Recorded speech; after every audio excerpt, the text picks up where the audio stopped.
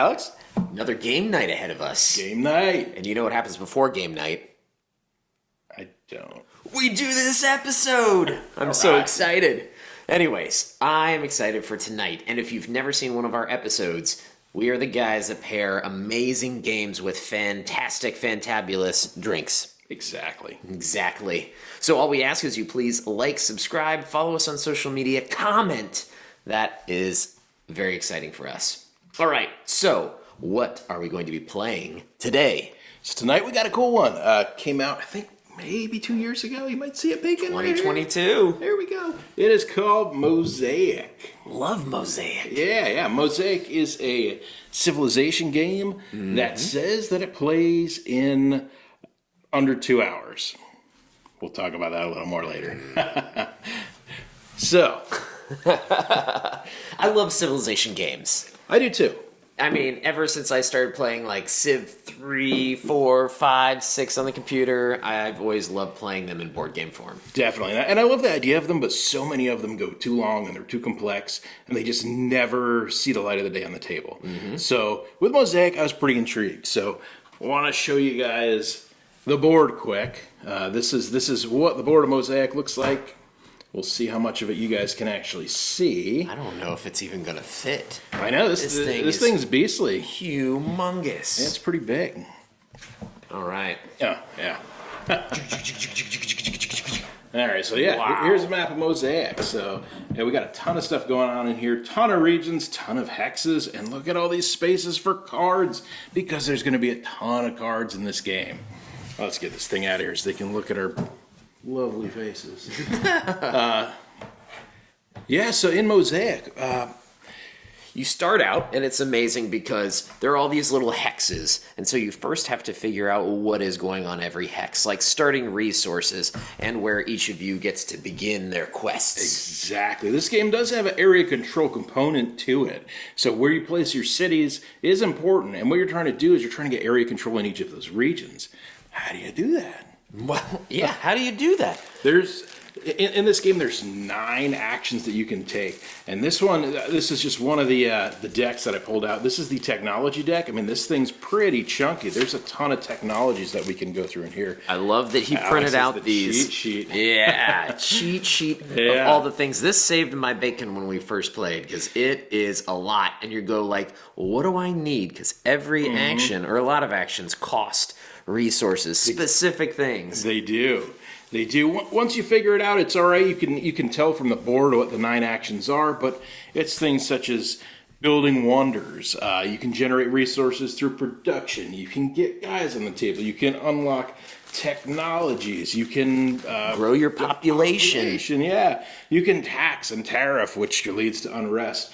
But most of what goes on in this game, I don't know if you can see it, but there's these little symbols in the bottom of here. And as you're building this tableau in front of you, these symbols are going to be like the tags in Terraforming Mars or in Ark Nova. Seven Wonders or any of those games. Yeah. You'll start unlocking things that have these prerequisites. So you'll need to start accumulating those. This game ends up being a little bit of a point salad at the end. Yes. Yeah, I mean, you're going to score a lot of points in this thing. You're going to be in the triple digits. I think you should be.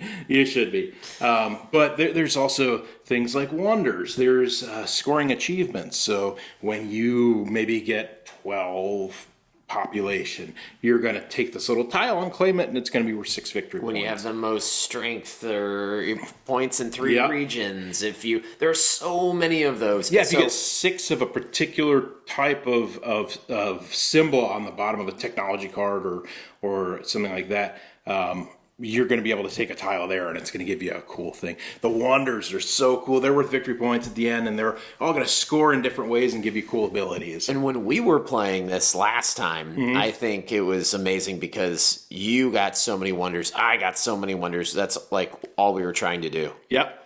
And it was like, I thought I knew the wonder he was going for, but he was going for a totally different wonder than I was. And I'm like, interesting. Part of that was because I think you built a city in a region that you didn't think it was in. That's true. So he's like, why would you go for that? I'm like, because you built that there. And I was like, I didn't mean to. Absolutely.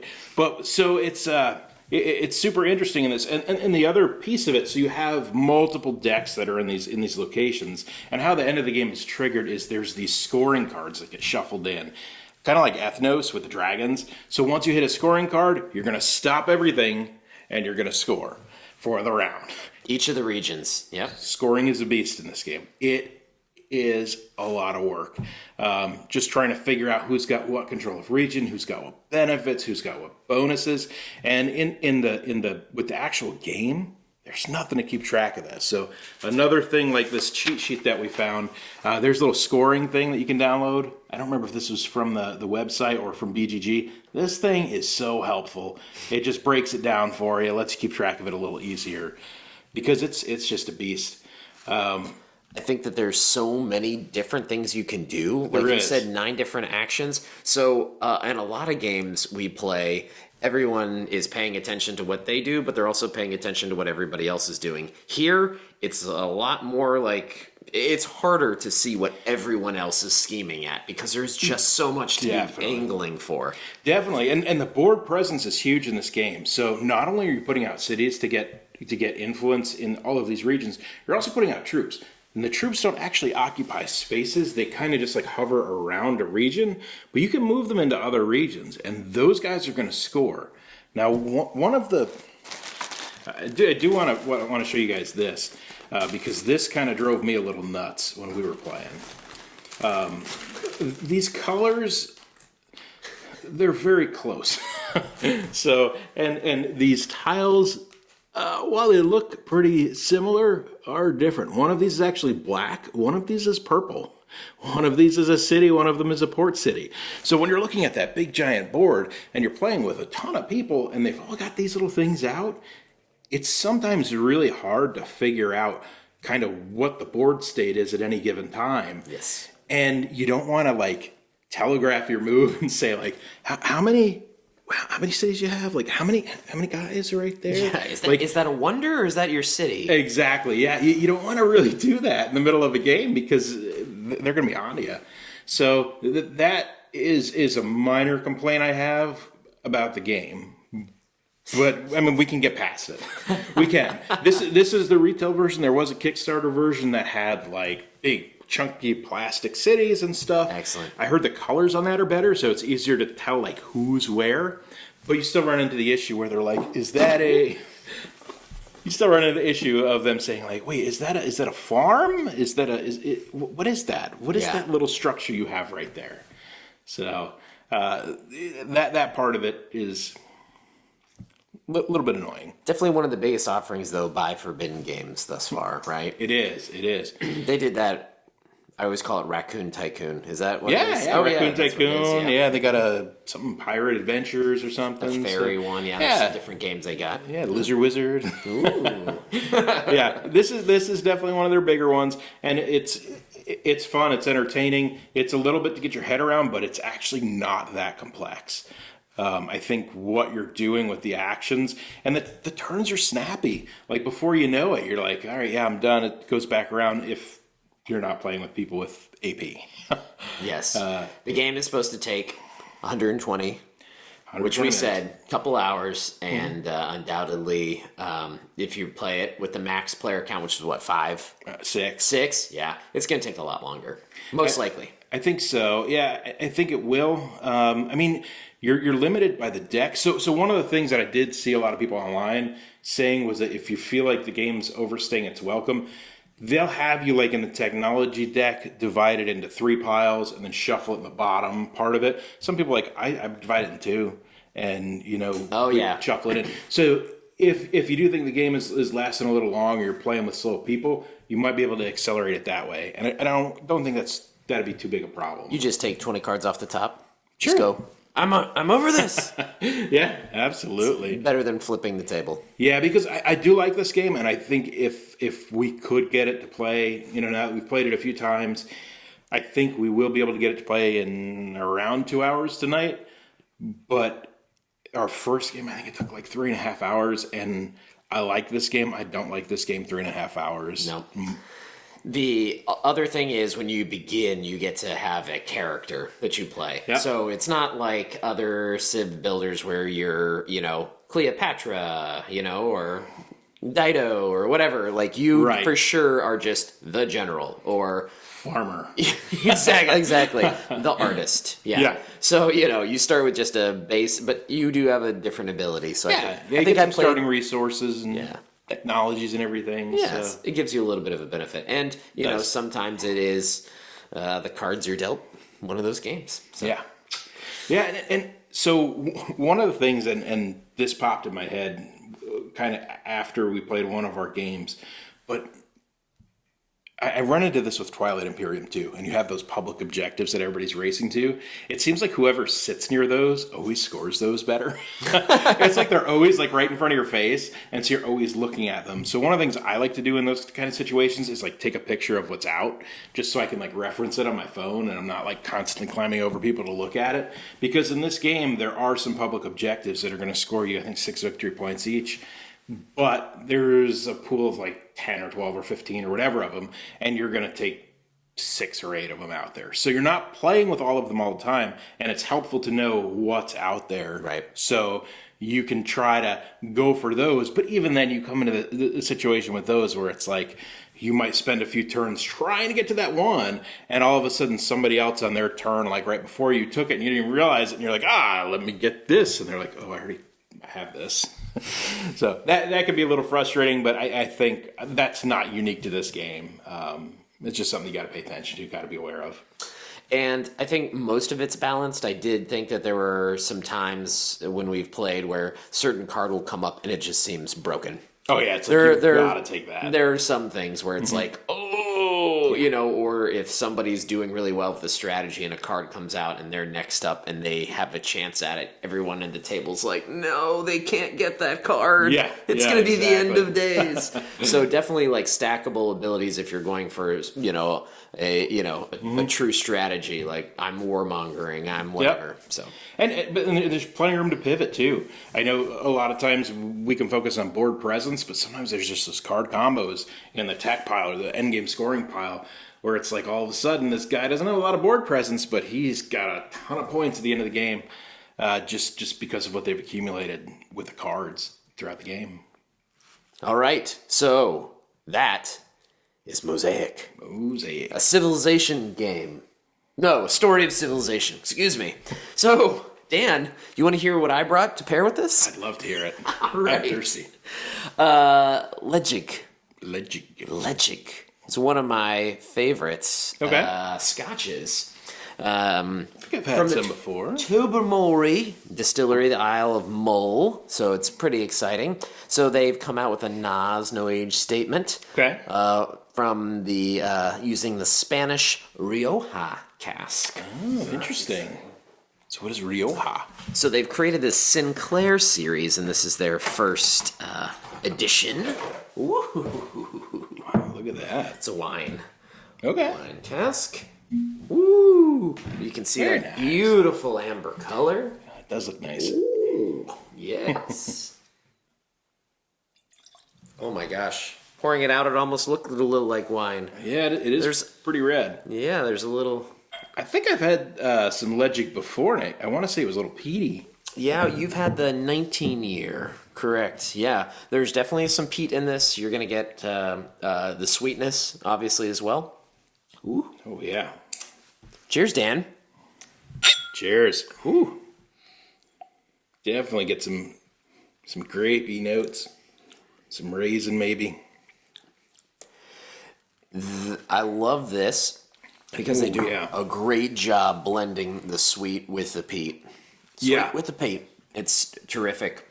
But what I thought about, right, was in this map, what I was staring at the whole time I was playing was Spain. Was one of the areas, right? You can tell on the map. It's like, that's Spain. Yeah. So to me, I was thinking Rioja, right? Cask okay. finish. And then Scotland, and just, I was like, I love the marriage here of multiple countries in Europe and seeing it on the board. It's very worldly. Definitely. And what's more civilized than wine and whiskey, right? Like, it's the epitome of civilization. Oh, wow, that's good. Definitely sweet. It's, like you said, you get some of that dates, the raisiny. Definitely. It's in the back. The back palate's just like doing flips. It's so sweet. It's good. Very good. But yeah, I think this could be a good little thing to pair. Get us Definitely. started. It was a good one. Very it. good. It's a tasty. It'll stick around for a minute. Absolutely. So I also brought something for us to share. Ooh, do tell. All right. Now stay with me, folks. We're going to go on a little journey. Uh-oh. I don't know. What kind of a journey are you taking us on? So, when I think of civilization, I think kind of the early days. I think of kind of getting to become something, the origin story of something, so you say. Oh. So I wanted to go back to kind of my drinking origin story. Oh no. And so, you know, I started off with some lovely things such as old Milwaukee bar bottles and